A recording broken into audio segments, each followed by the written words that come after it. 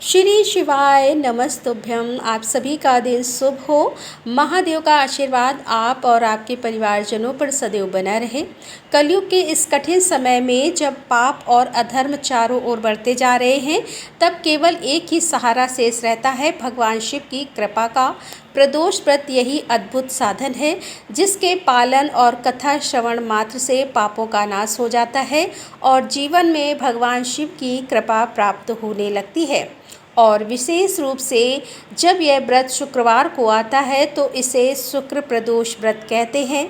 कहा गया है कि जो भक्त इस दिन सच्चे मन से भगवान शिव की पूजा करता है, उसे सौंदर्य, सौभाग्य और दाम्पत्य सुख प्राप्त होता है। घर परिवार में प्रेम, शांति और स्थायी लक्ष्मी का वास होता है। आइए आज की कथा से पहले हम सभी मिलकर प्रार्थना करें कि हे भोलेनाथ, हम आपके भक्त होकर भी अज्ञान और मोह में उलझे रहते हैं। हमारे मन, वचन और कर्म पवित्र नहीं रह पाते। यदि आज आपकी कथा के श्रवण और व्रत के पालन में कोई भूल या त्रुटि रह जाए तो आप कृपालु होकर उसे क्षमा करें। हे महादेव, आप ही कलयुग के एकमात्र तारणहार हैं। आपकी कृपा से ही समस्त पापों का विनाश होता है और जीवन मोक्ष मार्ग की ओर अग्रसर होता है। आइए अब सुनते हैं शुक्र प्रदोष व्रत की कथा। कथा के अनुसार प्राचीन समय में एक नगर में 3 मित्र रहा करते थे। तीनों ही आपस में घनिष्ठ मित्र थे। इन तीनों में एक राजा का बेटा था, दूसरा ब्राह्मण पुत्र और तीसरा एक सेठ का पुत्र था। राजकुमार और ब्राह्मण के पुत्र का तो विवाह हो चुका था, लेकिन सेठ के पुत्र के विवाह के बाद गौना नहीं हुआ था। एक दिन तीनों मित्र आपस में नारियों पर चर्चा कर रहे थे। ब्राह्मण पुत्र ने नारियों की प्रशंसा करते हुए कहा कि नारी के बिना घर भूतों का डेरा होता है। यह वचन सुनकर सेठ के पुत्र ने अपनी पत्नी को घर लाने का तुरंत निश्चय किया। अब सेठ का पुत्र अपने घर गया और अपने माता पिता को इस बारे में बताया। तब उसके माता पिता ने अपने बेटे से कहा कि बेटा, अभी शुक्र देवता डूबे हुए हैं। इन दिनों में बहू बेटियों को उनके घर से विदा कराकर लाना शुभ नहीं होता है, इसीलिए शुक्रोदय के बाद ही तुम अपनी पत्नी को विदा कराकर लाना। सेठ का पुत्र अपनी जिद पर अड़ा रहा। सेठ का पुत्र अपनी जिद पर अड़ा रहा और पत्नी को लेने ससुराल जा पहुंचा। सास ससुर ने भी उसको समझाने की बहुत कोशिश की, किंतु वह नहीं माना। अंत में विवश होकर उन्हें अपनी कन्या को विदा करना पड़ा। ससुराल से विदा होकर सेठ का पुत्र अपनी पत्नी के साथ नगर से बाहर निकला ही था कि उनकी बैलगाड़ी का पहिया टूट गया और एक बैल की टांग भी टूट गई। पत्नी को भी बहुत चोट आई। सेठ के पुत्र ने आगे चलने का प्रयास जारी रखा। कुछ दूर आगे बढ़े थे कि तभी कुछ डाकुओं ने उन्हें घेर लिया और वे उनका सारा धन लूट कर ले गए। अब किसी तरह सेठ पुत्र अपनी पत्नी के साथ जैसे तैसे रोता हुआ घर पहुंचा। तभी सांप ने उसे काट लिया। उसके पिता ने वैद्यों को बुलाया। तब उन्होंने कहा कि आपका पुत्र 3 दिन में प्राण त्याग देगा। उसी समय इस घटना का पता ब्राह्मण पुत्र को भी लगा। तब उसने सेठ के घर आकर कहा कि आप अपनी बहू को अपने पुत्र सहित उसके मायके भेज दो। यह सारी बाधाएं इस कारण से ही आई हैं। आपका पुत्र शुक्रास्त में पत्नी को विदा करके ले आया है। यदि यह अपने ससुराल पहुंच जाएगा तो बच जाएगा। सेठ को ब्राह्मण पुत्र की बात समझ में आ गई। उसने अपने पुत्र और पुत्रवधू को वापस लौटा दिया। वहां पहुंचते ही सेठ पुत्र की हालत ठीक होनी शुरू हो गई और फिर उसने शेष जीवन अपनी पत्नी के साथ में सुखपूर्वक बिताया। इसीलिए पति की लंबी उम्र, दाम्पत्य जीवन सुखी बनाने के लिए और सभी मनोकामनाओं की पूर्ति के लिए शुक्र प्रदोष व्रत के दिन यह कथा अवश्य पढ़नी या सुननी चाहिए। प्रिय श्रोताओं, अभी अभी हमने शुक्र प्रदोष व्रत की पावन कथा का श्रवण किया। कथा का स्मरण मात्र ही जीवन के समस्त पापों का नाश करता है और शिव कृपा का सागर भर देता है। किंतु शास्त्रों में यह भी कहा गया है कि कथा को पूर्णता तभी प्राप्त होती है जब इस दिन की मुख्य अधिष्ठात्री देवी का स्मरण और उनकी महिमा का वर्णन और उनका श्रोत भी गाया जाए, क्योंकि व्रत और कथा केवल नियम और विधि नहीं है, यह तो उस दिव्य शक्ति की साधना है जिनके अधिष्ठान में यह संपूर्ण तिथि फलदायी होती है। जैसे शिव जी की कृपा के बिना कोई व्रत सफल नहीं होता, वैसे ही उस दिन की अधिष्ठात्री देवी की पूजा और स्तुति किए बिना कथा अधूरी रह जाती है। और आप सभी जानते हैं कि शुक्रवार की अधिष्ठात्री देवी स्वयं महालक्ष्मी माता है। वह लक्ष्मी जो केवल धन की देवी ही नहीं बल्कि सौभाग्य, ऐश्वर्य, सुख, शांति, दाम्पत्य प्रेम और समृद्धि की भी अधिष्ठात्री हैं। और अगर घर में माँ लक्ष्मी जी का वास हो तो शिव भक्ति और व्रत के सभी फल सहजता से जीवन में उतर जाते हैं। लेकिन अगर लक्ष्मी जी की कृपा ना करें तो बड़े से बड़ा पुण्य भी जीवन में टिक नहीं पाता। तो आइए भक्तिभाव से माँ लक्ष्मी जी का ध्यान करते हुए उनके आशीर्वाद की कामना करें, ताकि भगवान शिव की कृपा और लक्ष्मी जी की कृपा मिलकर हम सभी के जीवन को मंगलमय बना दे। इस कथा के अंत में हम सभी 9 ग्रहों की कथा का श्रवण भी करेंगे। एक गांव में एक बार एक साहूकार रहता था। उस साहूकार की एक पुत्री थी। वह हर दिन नियम से पीपल सींचने जाया करती थी। पीपल के वृक्ष से हर दिन लक्ष्मी जी प्रकट होती थी और वह चली जाती थी। एक दिन लक्ष्मी जी ने साहूकार की बेटी से कहा, तू मेरी सहेली बन जा। लड़की ने कहा कि मैं पिता से पूछकर कल आऊँगी। साहूकार की बेटी ने घर जाकर अपने पिता को सारी बात कह दी। तब उसके पिताजी बोले, बेटी वह तो लक्ष्मी जी हैं, अपने को और क्या चाहिए, तू लक्ष्मी जी की सहेली बन जा। दूसरे दिन वह लड़की फिर गई। तब लक्ष्मी जी पीपल के पेड़ से निकल कर आई और कहा, सहेली बन जा। तो लड़की ने कहा, बन जाऊंगी। और फिर इस तरह दोनों सहेलियां बन गई। लक्ष्मी जी ने उसको भोजन का न्योता दिया। घर आकर लड़की ने अपने माँ पिताजी से कहा कि मेरी सहेली ने मुझे भोजन का न्योता दिया है। तब पिता ने कहा कि सहेली के जीमने जयों पर अपने घर को संभाल कर जाना। तब वह लक्ष्मी जी के यहाँ जीमने गई तो लक्ष्मी जी ने उसे साल 2 साला ओढ़ने के लिए दिया, रुपए दिए, सोने की चौकी, सोने की थाली में 36 प्रकार का व्यंजन भी दिया। जिम कर जब साहूकार की पुत्री जाने लगी तो लक्ष्मी ने पल्ला पकड़ लिया और कहा कि मैं भी तेरे घर जीमने आऊँगी। तो उसने कहा, आ जाइयो। वह घर जाकर चुपचाप बैठ गई। पिता ने पूछा, बेटी सहेली के यहाँ जिम कर आ गई, लेकिन तू उदास क्यों बैठी हो? तो उसने कहा, पिताजी मुझे तो लक्ष्मी जी ने इतना दिया, अनेक प्रकार के भोजन कराए, परंतु मैं उन्हें कैसे जमाऊंगी? अपने घर में तो कुछ भी नहीं है। तब उसके पिता ने कहा कि गोबर मिट्टी से चौका लगाकर घर की सफाई कर ले, 4 मुख वाला दिया जलाकर लक्ष्मी जी का नाम लेकर रसोई में बैठ जाना। लड़की साफ सफाई करके लड्डू लेकर बैठ गई। उसी समय एक रानी नहा रही थी। उसका 9 लखा हार चील उठाकर ले गई और उसी साहूकार के घर पर वह 9 लखा हार डाल गई और साहूकार की पुत्री के हाथ से उसका लड्डू ले गई। बाद में साहूकार की पुत्री हार को तोड़ने बाजार में गई और सामान लाने लगी। तो सुनार ने पूछा, क्या चाहिए? तब उसने कहा, सोने की चौकी, सोने का थाल, साल दुसाला दे, 2 मोहरे दे दो और सामग्री दे दो, 36 प्रकार का भोजन हो जाए, इतना सामान दे दो। सारी चीज़ें लेकर बहुत तैयारी उसने की और रसोई बनाई। तब गणेश जी ने कहा, लक्ष्मी जी को बुलाओ। आगे आगे गणेश जी और पीछे पीछे लक्ष्मी जी चली आईं। साहूकार की बेटी ने चौकी डाल दी और कहा, आओ सहेली बैठ जाओ, चौकी पर विराजमान हो जाओ। जब लक्ष्मी जी ने कहा, सहेली चौकी पर तो राजा रानी के यहाँ भी नहीं बैठी, किसी के भी नहीं बैठी, तो उसने कहा, लेकिन मेरे यहाँ तो बैठना पड़ेगा। तब साहूकार की पुत्री के आग्रह पर लक्ष्मी जी चौकी पर बैठ गई। अब तो साहूकार की पुत्री ने उनकी खूब खातिर की। जैसे लक्ष्मी जी ने करी थी वैसे ही उसने भी की। लक्ष्मी जी उस पर प्रसन्न हो गई। घर में खूब रुपया और लक्ष्मी हो गई। साहूकार की बेटी ने कहा, मैं अभी आ रही हूँ, तुम यहीं बैठी रहना। ऐसा कहकर वह चली गई और लक्ष्मी जी गई नहीं और चौकी पर बैठी ही रहीं। उसको बहुत सारी धन दौलत सुख समृद्धि दे दी। हे लक्ष्मी जी, जैसा आपने साहूकार की बेटी को दिया वैसा सबको देना। कहते हैं, सुनते हैं, हुकारा भरते हैं और अपने सारे परिवार को देना, पीहर में देना, ससुराल में देना, बेटे पोतों को देना। हे लक्ष्मी माता, सबकी दरिद्रता दूर करना, सबके कष्ट दूर करना और सबकी मनोकामनाएं पूर्ण करना। सभी प्रेम से बोले लक्ष्मी माता की जय। प्रिय श्रोताओं, अब आपको सुनाते हैं 9 ग्रहों की कथा। ज्योतिषी शास्त्र में 9 ग्रहों को बहुत ही महत्वपूर्ण माना जाता है, क्योंकि इन्हीं ग्रहों की चाल के कारण सभी राशियों के जीवन पर सकारात्मक या नकारात्मक प्रभाव पड़ते हैं। लेकिन कथा सुनाने से पहले आपको 9 ग्रहों के माता पिता के बारे में भी बताते हैं कि इन सभी 9 ग्रहों के माता पिता कौन हैं। ज्योतिषी विज्ञान में ग्रह और उनकी दशा का विशेष महत्व है। ये सभी 9 ग्रह किसी न किसी क्षेत्र जैसे शिक्षा, ज्ञान, धन, लाभ, हानि इनका प्रतिनिधित्व करते हैं।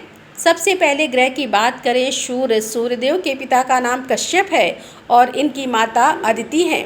पंच देवताओं में सूर्यदेव का विशेष महत्व है। इनकी 2 पत्नियां हैं जिनका नाम संध्या और छाया है। शनिदेव भगवान सूर्य के पुत्र है और यमराज और देवी यमुना भी इनकी संतान है। दूसरे ग्रह हैं चंद्र ग्रह। चंद्रदेव महर्षि अत्रि के पुत्र हैं और उनकी माता का नाम अनसुईया है। शास्त्रों के अनुसार चंद्रदेव की 27 पत्नियां हैं जो 27 नक्षत्रों का प्रतिनिधित्व करती हैं। चंद्रदेव बुध ग्रह के पिता हैं। तीसरे ग्रह हैं मंगल ग्रह। शास्त्रों में बताया गया है कि मंगल देव के पिता भगवान शिव हैं और भूदेवी इनकी माता हैं। मंगल पूरी तरह से ब्रह्मचारी हैं। मांगलिक दोष का संबंध भी इन्हीं ग्रह से होता है। चौथे ग्रह हैं बुध ग्रह। बुध देव के पिता चंद्र और देवतारा इनकी माता का नाम है। बुध देव को समस्त वेद और शास्त्रों का ज्ञान देवगुरु बृहस्पति से प्राप्त हुआ था और इनकी पत्नी का नाम ईला है। चंद्रवंश का प्रारंभ भी इन्हीं से हुआ था। चौथे ग्रह हैं बृहस्पति। बृहस्पति देव के पिता महर्षि अंगिरस हैं। सुपा इनकी माता का नाम है और इनकी पत्नी का नाम तारा है। महाभारत काल में मुख्य भूमिका निभाने वाले गुरु द्रोणाचार्य इनके पौत्र माने जाते हैं। शास्त्रों में इन्हें देवताओं का गुरु भी बताया गया है। पांचवें ग्रह हैं शुक्र ग्रह। शुक्रदेव के पिता भृगु ऋषि हैं और काव्य माता इनकी माता का नाम है। इन्हें कठिन तप के कारण भगवान शिव से मृत संजीवनी विद्या प्राप्त हुई थी। इनकी पत्नी का नाम जयंती है जिन्हें देवराज इंद्र की पुत्री के रूप में जाना जाता है। छठे ग्रह हैं शनि ग्रह। शनिदेव भगवान सूर्य के पुत्र हैं और इनकी माता का नाम छाया है, लेकिन शनि का स्वभाव अपने पिता के गुणों से बिल्कुल विपरीत है। शनिदेव कर्मों के अनुसार फल प्रदान करते हैं और इनकी पत्नी का नाम धामिनी है। सातवें ग्रह हैं सातवें आठवें ग्रह के रूप में राहु और केतु को जाना जाता है, जो कि समुद्र मंथन के समय तक अमृतपान करने से पहले तक स्वर भानु था। राहु की 2 पत्नियां हैं जिनका नाम नागवल्ली और नागकड़ी है। इनका वाहन काले अश्वों वाला रथ है। वही स्वर भानु दैत्य के धड़ से केतु उत्पन्न हुए थे जिनका वाहन चील है। यह तो था सभी 9 ग्रहों का परिचय। अब सुनिए 9 ग्रहों की कहानी। एक बार की बात है, किसी गांव में एक भाई बहन रहते थे। बहन का विवाह हो चुका था तो एक दिन भाई अपनी बहन से मिलने के लिए उसकी ससुराल जा रहा था। रास्ते में भाई को एक सांप मिला और कहने लगा, मैं तुझे डसूंगा। भाई बोला, हे नाग देवता, मैंने ऐसा कौन सा अपराध किया है जो आप मुझे डसोगे? मैं तो अपने माँ बाप का एक ही पुत्र हूँ, बहन का एक ही भाई हूँ। मेरी पत्नी और मेरे बच्चे घर पर मेरा इंतजार कर रहे हैं। आप मुझे क्यों डसना चाहते हो? तब वह सांप बोला, तुम्हारे 9 ग्रहों की दशा लगी है, इसीलिए मैं तुम्हें डस लूँगा। जब सांप किसी भी तरह राजी नहीं हुआ तो वह बोला कि ठीक है, मैं अपनी बहन के घर उससे मिलने जा रहा हूँ। जब मैं वापस आऊँगा तब तुम मुझे डस लेना। सांप बोला, क्या पता तुम वापस आते समय इस रास्ते से आओ या ना आओ, मैं तो तुम्हें अभी डसूँगा। तब वह लड़का बोला कि ठीक है, तुम ऐसा करो कि मेरे इस थैले में बैठ जाओ। जब मैं अपनी बहन से मिलकर वापस आऊँगा तब तुम मुझे डस लेना। सांप ने उसकी बात मान ली और थैले में बैठ गया। लड़के ने ऊपर से बेलपत्र ढक दिए ताकि वह किसी को दिखाई न दे और फिर अपनी बहन के घर पहुंच गया। बहन उस समय 9 ग्रहों की कहानी कह रही थी। उसने भाई को आया हुआ देखकर भाई से कहा कि भाई तुम बैठो, मैं पहले 9 ग्रहों की कहानी कह लूँ। तुम बैठो और मेरी कहानी भी सुनो। बहन ने कहानी कही, भाई ने कहानी सुनी। जीवों की, जानवर की, हाथी की, घोड़े की, कुत्ते की, बिल्ली की, भाई की, बहन की, घर में धनी की, बेटी जमाई की, देवरानी जेठानी की, सास ससुर की, संग की, सहेली की। सबके ग्रह शांत हो जाएं। घर चले 8 पग, आदमी चले 4 पग, सांप बिच्छू भंवरे सब आग में जले। ऐसे भाई को कहानी सुनाकर बहन खड़ी हो गई और भाई के पास रखे थैले को देखकर भाई से बोली, भाई थैले में क्या लाए हो? इससे पहले कि भाई कुछ कहता उसने वह थैला उठाया और घर के अंदर ले गई। थैला खोलकर देखा तो बेलपत्र, केले और संतरे बन गए और सांप एक चमचमाता हुआ हार बन गया। जब हार पहनकर वह बहन बाहर आई तो बहन के गले में चमचमाता हार देखकर भाई बोला, बहन इतना कीमती हार तुम कहाँ से लाई हो? बहन बोली, भाई तुम ही तो लाए हो मेरे लिए। थैले में केले और संतरे के साथ हार भी तो था। भाई ने सुना तो हैरान रह गया और बोला, बहन उसमें हार नहीं बल्कि मेरी मृत्यु का सामान था। ऐसा कहकर उसने सारी बात अपनी बहन को बताई और फिर कहने लगा कि बहन, यह तेरे ही 9 ग्रहों की कहानी का प्रभाव है जो यह सांप हार बन गया। अब यह हार तू ही रख ले। कुछ दिनों के बाद बहन के घर रहने के बाद जब भाई वापस चलने लगा तो बहन बोली, भाई तुम्हारे 9 ग्रहों की दशा लगी है, तुम घर जाकर भाभी से कहना कि वह 9 ग्रहों की कहानी कहे। ऐसा कहकर उसने अपने भाई को विदा किया। भाई जब अपने घर पहुंचा और जाकर अपनी पत्नी से बोला कि सुनो, हमारे 9 ग्रहों की दशा लगी है, हम 9 ग्रह की कहानी रोज कहा करेंगे। मैं कहूँगा और तुम सुनना, तुम कहोगी तो मैं सुनूंगा। फिर बोला, जाओ 1 लोटा जल का भर कर लाओ, साथ में चावल और चीनी के दाने भी लेकर आओ। उसकी पत्नी सारी सामग्री ले आई। कहानी कही जीव की, जानवर की, हाथी की, घोड़े की, कुत्ते की, बिल्ली की, देवरानी जेठानी की, सास ससुर की, घर के धनी की, बेटी जमाई की, भाई बहन की, सबके 9 ग्रह शांत हो जाएं। घर चले 8 पग, आदमी चले 4 पग, सांप बिच्छू भंवरे सब आग में जले। सभी 9 ग्रहों को नमस्कार है। जैसे 9 ग्रहों की दशा भाई की उतरी, वैसे ही इस कहानी को कहते, सुनते और हुकारा भरते सबकी उतरे। सब पर 9 ग्रहों की कृपा बनी रहे। आइए अब हम सभी मिलकर शिव चालीसा पाठ और भगवान शिव की आरती करें। गणेश गिरजा सुवन मंगल मूल सुजान, कहते अयोध्या दास तुम देहु अभय बरदान। जय गिरजापति दीन दयाला, सदा करत संतन प्रतिपाला। भाल चंद्रमा सोहत नीके, कानन कुंडल नाग फनीके। अंग गौर सिर गंग बहाए, मुंड माल तन छार लगाए। वस्त्र खाल बागंबर सोहे, छवि को देखी नाग मन मोहे। मैं न मातु की हवे दुलारी, वाम अंग सोहत छवि न्यारी। कर त्रिशूल सोहत छवि भारी, करत सता शत्रु क्षयकारी।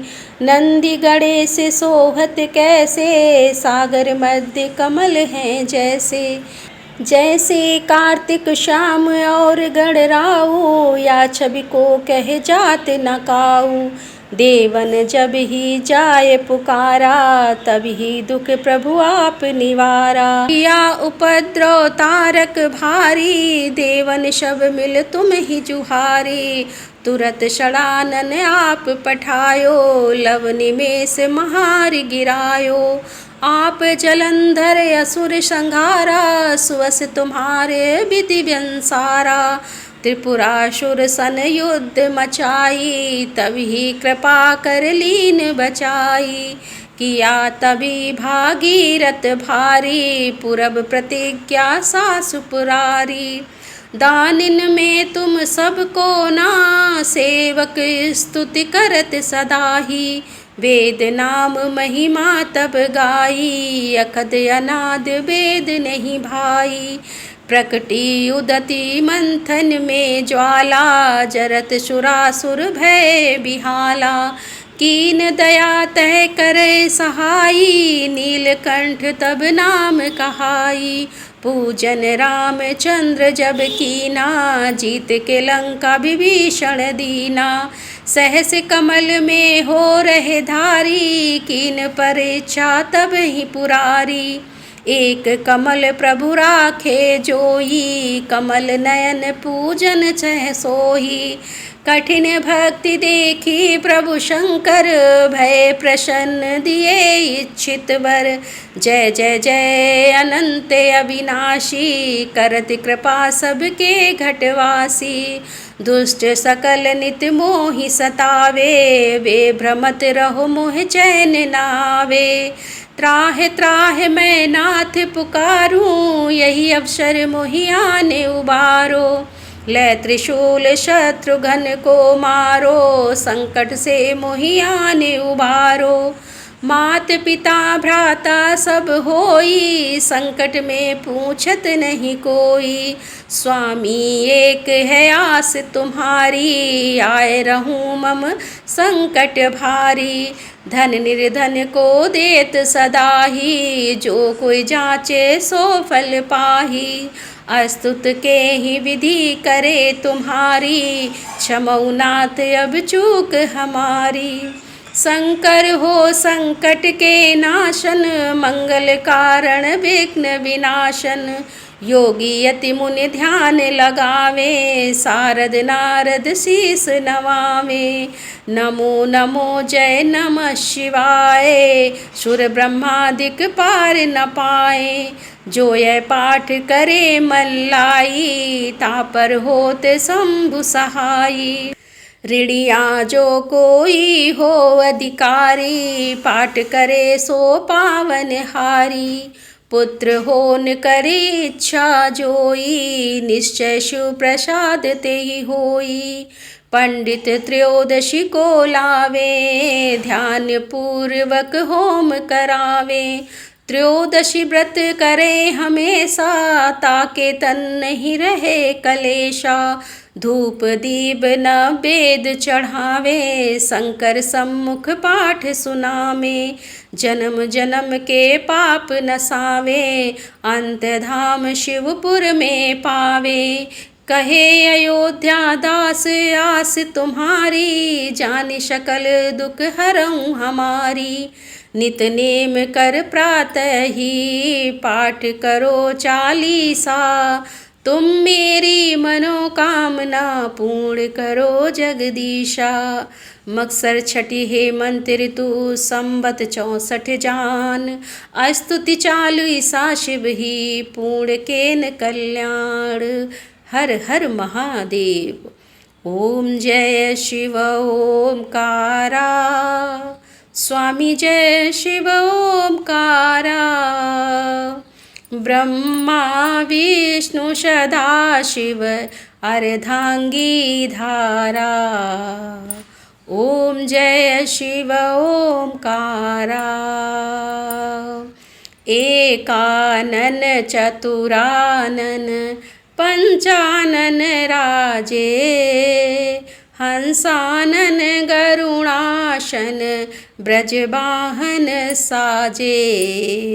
ओम जय शिव ओमकारा। दो भुज चार चतुर्भुज, 10 भुज ते सोहे। स्वामी 10 भुज ते सोहे। त्रिगुण रूप निरखता, त्रिभुवन जन मोहे। ओम जय शिव ओमकारा। अक्षमाला वनमाला, मुंडमाला धारी। स्वामी मुंडमाला धारी। चंदन मृग मद चंदा, भोले शुभकारी। ओम जय शिव ओमकारा।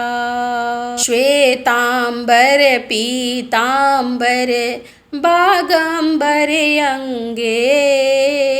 स्वामी बागंबर अंगे। शनकादिक गरुणादिक, भूतादिक संगे। ओम जय शिव ओमकारा। कर मध्य कमंडल चक्र त्रिशूल धरता। जग करता जग भरता, जग पालन करता। ओम जय शिव ओमकारा। ब्रह्मा विष्णु सदाशिव, जानति अविवेका। प्रणवाक्षर के मध्य, ये तीनों एका। ओम जय शिव ओमकारा। त्रिगुण स्वामी जी की आरती, जो कोई नर गावे। स्वामी प्रेम सहित गावे। कहत शिवानंद स्वामी, कहत हरि हर स्वामी, मन वांछित फल पावे। ओम जय शिव ओमकारा, ओम जय शिव ओमकारा, स्वामी जय शिव ओमकारा। ब्रह्मा विष्णु सदाशिव अर्धांगी धारा, ओम जय शिव ओमकारा। बोले बोले शंकर भगवान की जय।